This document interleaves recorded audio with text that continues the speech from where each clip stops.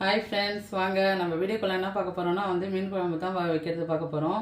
அதுக்கு தேவையான பொருள் என்னென்னு பார்த்தீங்கன்னா 2 மீன் எடுத்து வச்சுருக்கேன், நல்லா பெரிய மீன். ஒரு எலுமிச்சம்பழம் அளவுக்கு புளி எடுத்து வச்சு ஊற வச்சுருக்கேன். இதை நம்ம மீனை க்ளீன் பண்ணிவிட்டு மீன் குழம்பு எப்படி சுவையாக ரொம்ப சீக்கிரமாக வேலை முடிக்கிற அளவுக்கு நான் மீன் குழம்பு வைக்க போகிறோம். வாங்க நம்ம எடுத்து வச்ச புளியெல்லாம் கரைச்சி ரெடி பண்ணிக்கிட்டோம். இப்போ பாருங்கள் என்னென்ன இதில் போட்டு நம்ம ரெடி பண்ணிக்கலான்னு. இப்போ கல் உப்பு சேர்த்துக்குங்க. கல் உப்பு சேர்த்தா டேஸ்ட்டு நல்லாயிருக்கும். தேவையான அளவு 2 தக்காளி நல்லா பழமாக எடுத்து வச்சுருக்கோம், இதில் போட்டுக்கலாம். குழம்பு கரண்டியால் 2 கரண்டி தூள் போட்டுக்குவோம். இதை அப்படியே கரைச்சி எடுத்துக்கலாம்.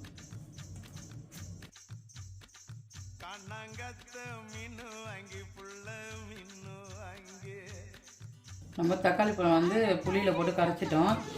இப்போ எடுத்து வச்சுக்கிற பூண்டு, ஒரு பூண்டு நான் தட்டி வச்சுக்கிறேன், இதையும் போட்டுக்கலாம்.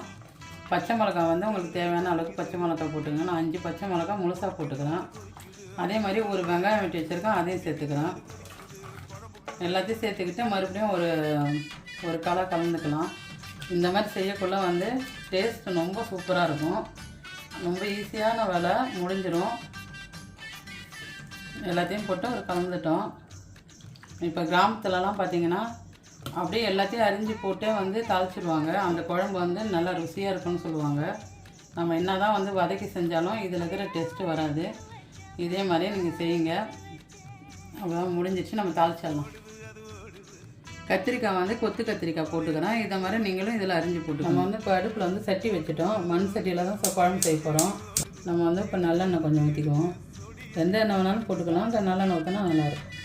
கொஞ்சோண்டு நம்ம வெந்தயம் சேர்த்துக்குவோம். ரொம்ப சின்ன ஸ்பூன் தான் இது. கொஞ்சம் வடகம் போட்டுக்கலாம் உங்களுக்கு தேவையான அளவு. அப்போ வடகம் வாசனை பிடிக்காதவங்க கடுகு வேறு போட்டுக்கோங்க. கொஞ்சமாக நம்ம வடகம் போட்டுக்குவோம். நல்ல வாசனையாக இருக்கும் வீட்டில் செஞ்ச வடகம். நல்லா நம்ம போட்ட வடகமும் வெந்தயமும் பொரிஞ்சிடுச்சு. இந்த டைமில் நம்ம குழம்பை அப்படியே ஊற்றிக்கலாம். கலக்கிட்டு ஊற்றிக்கலாம். கொஞ்சமாக லைட்டாக தண்ணி கொஞ்சோண்டு ஊற்றிக்கோங்க, தேவையான அளவு. இப்போ குழம்பு தாளிச்சிட்டோம், நம்ம மூடி வச்சுக்கலாம். இந்த குழம்பு செய்கிற டைம் பார்த்திங்கன்னா கண்டிப்பாக ஒரு 5 நிமிஷத்துலேயே நம்ம முடிச்சிடலாம் சட்டுன்னு. இப்போ குழம்பு பார்த்திங்கன்னா நல்லா கொதி வந்துடுச்சு. ஒன்றும் ஒரே ஒரு நிமிஷம் கொதிக்க விட்டுட்டு நம்ம மீனுங்களை போட்டுக்கலாம். இந்த டைமில் நீங்கள் தேங்காய் வேணும்னா இதை அரைச்சி கொஞ்சம் நீங்கள் சேர்த்துக்கோங்க. நாங்கள் தேங்காய் போடலை, நீங்கள் தேவைன்னா போட்டுக்கலாம். இந்த டைமில் உப்பு பார்க்குறவங்க இந்த டைமில் பார்த்துங்க. இப்போ நம்ம மீனை ரெடி பண்ணி வச்சுருக்கோம். மீனில் உப்பும் மஞ்சத்தூளும் போட்டு நான் கழுவி சுத்தம் பண்ணி வச்சுருக்கேன். நம்ம இப்போ குழம்புல மீன் போட்டுக்கலாம். இப்போ நல்லா கொதி வந்துடுச்சு. இப்போ இந்த டைமில் மீனை போட்டுக்கலாம். மீனை போட்டுட்டு ரொம்ப கிண்டி விடாதுங்க. தண்ணியை நல்லா வடிகட்டி மீனை போட்டுக்கணும். மீனெல்லாம் சேர்த்துட்டோம். இந்த டைமில் கருவேப்பிலை போட்டுக்கலாம். மேலே அப்படியே கருவேப்பிலை போட்டுக்கிட்டு மீன் போட்ட பிறகு கிண்டி விடுங்க. அதுக்கப்புறம் ரொம்ப கிண்டிங்கன்னா மீன் உடஞ்சிரும். கொதிக்குது, நம்ம திறந்து பார்த்துக்குவோம். லைட்டாக கிண்டி விட்டுக்குவோம். எல்லாம் வெந்துடுச்சு.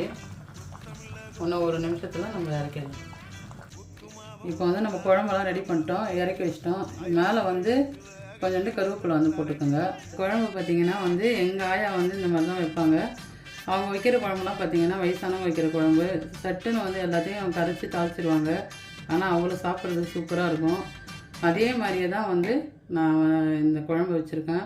நீங்களும் இதே மாதிரியே வச்சு சாப்பிட்டு பாருங்கள். இந்த வீடியோ பிடிச்சிருந்தா லைக் பண்ணுங்கள், ஷேர் பண்ணுங்கள், கமெண்ட் பண்ணுங்கள், சப்ஸ்கிரைப் பண்ணுங்கள், பெல் பட்டனை கிளிக் பண்ணுறேங்க. நன்றி, வணக்கம். மறக்காம பெல் பட்டனை அழுத்துங்க.